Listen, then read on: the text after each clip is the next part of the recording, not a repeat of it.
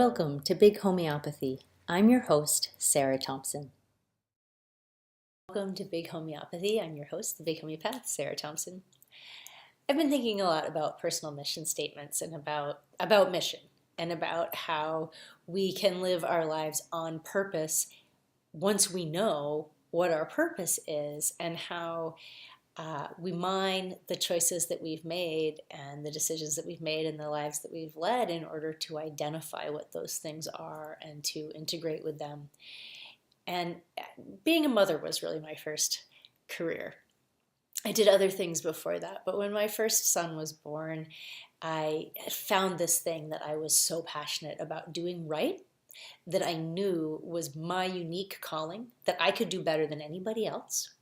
That I could also do wrong, and that I had to get resources to support. And I found that the fundamental driving principle for parenting my children became knowing that they were infinitely loving and brutally strict spiritual teachers who would help me break down my ego and understand the true meaning of unconditional love. I was listening to an interview with Jim Collins the other day, and he was talking about Peter Drucker's adage that you need to identify the one decision that obviates the 1,000 little decisions. And it's the 1,000 little decisions that eat us alive. That's the thing that makes us dissipate. I think about Merry Brandybuck in the Fellowship of the Rings, and he's out in the swamp and he's being eaten by midges, and he says, "What do they eat when they can't get Hobbit?" And I think it's like that in life. But if there isn't a Hobbit to eat, if there isn't any blood to suck, the midges can get really quiet. And so we can stop giving them blood to suck. We can make that one decision. And I think that one decision is in the development of an internal core mission statement.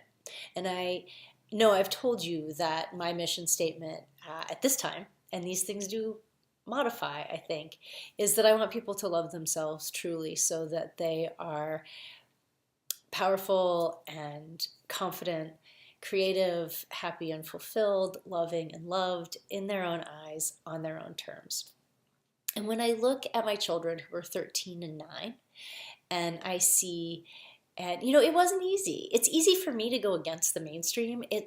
That's natural for me. It's my curse and my blessing. But it's not the same as having something to aim towards. And I had to work really hard to embrace the difficulty of letting my ego shatter over and over again and re-examining everything that I thought I knew to move forward. But when I look at their lives, so wholly driven by passion and the incredible peace and harmony of the way we live together, I see that this mission statement that only recently came to me because of the work that I was doing in trying to develop myself as a homeopath is obviously my truth, because it's what has happened in my life. And that makes me realize that that's true, that we can look at the choices that we've made and find out what drives us, and then decide, is that the game I'm playing? Is that the thing that I want to continue to be driven by?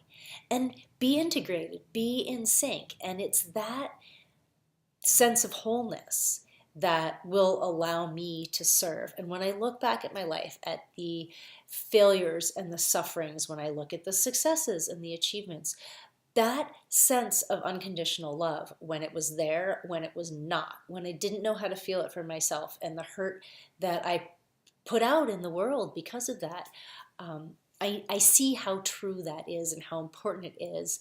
And when I'm called to homeopathy, it has so much to do with the quality of life that a person can experience when they're whole.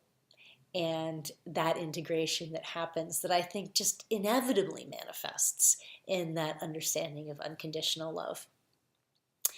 And so I want to talk about the 1,000 things that eat us alive. And the way I want to talk about that is to talk a little bit about anxiety and depression.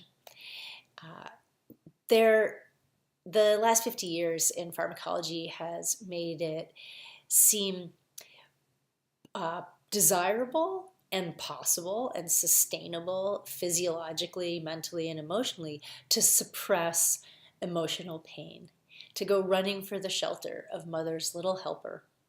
And when Mick Jagger said that, he was sneering, because that's what he does, because that's Mick Jagger. But I'm not sneering. I understand. I understand why people choose those drugs. I understand why, even given the known side effects of them, which include abnormal thinking, agitation, anxiety, dizziness, headache, insomnia, sexual dysfunction, sedation, tremor, sweating, weight loss, diarrhea, constipation, dry mouth, rash, nausea. Even considering all these things, people choose to take those drugs. I took them in my 20s. I completely understand. But there are alternatives, and there are a couple of studies that are out, one I've written about before, neither of which I've talked about, and so I want to talk about them together, that compare individualized homeopathic care to Prozac, and in one case also to a placebo group. These are non-inferiority studies, meaning that they're just looking to show that individualized homeopathic care is as good as Prozac over these 6 and 8 week windows, which are really very, very short. But long term, people should not take fluoxetine is Prozac. People should not take those drugs for long periods of time, so we can't have a long-term study. But these short windows are really not enough to see those rebound effects and those side effects that can come from the use of those drugs over longer periods of time. And also, it's not enough time to see the kinds of quality of life changes that can happen with long-term use in homeopathy. I used to suffer from terrible anxiety. And it was really limiting my quality of life. There were things I didn't do. I wouldn't go to a concert because I was too anxious about where I was going to sit and put my jacket, and how I was going to get home, all these things. And I just don't experience that anymore. I have to look at the people that I care about who still suffer in that way to see that kind of anxiety. So I know the change that can happen. Now, I want to say something about these two studies. There are two. I'm going to give you the title. Homeopathic Individualized Q Potencies versus Fluoxetine for Moderate to Severe Depression. And Individualized Homeopathic Treatment and Fluoxetine for Moderate to Severe Depression in peri- and postmenopausal women. So one of these studies was in Brazil, one of them was in Mexico. I do want to make an aside here. One of these studies focuses exclusively on women. One of them, 98% of their participants were women. There is a belief that women suffer from depression more than men because they report to mental health facilities more often, and because of the way we measure depression. But men are 3 to 5 times more likely to successfully commit suicide in the US. And men suffer from depression. It's a very real problem, and it's something, one of the things that I'm called to serve is that, because I've seen it in my life. And there was a study by a Dr. Michael Freeman at the University of California at San Francisco in 2015, and he was looking at the founders of startups. 75% of the respondents were men, and they had significantly higher than average reporting of mental health issues. And those are just the ones who talk.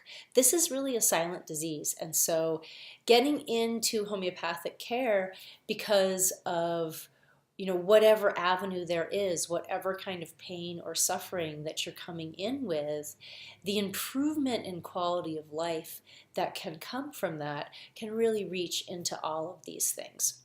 So I'm just going to give you a brief synopsis of this stuff, and I'm going to pop it up on the screen for you.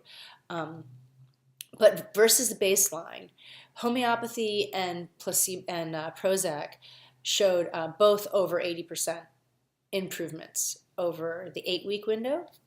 And in the 6-week study group, and these are using different scales, and it's self-reporting, so you can't apples to apples the two studies. The homeopathy group was 53%, the Prozac group was 43%, the placebo group was 27%.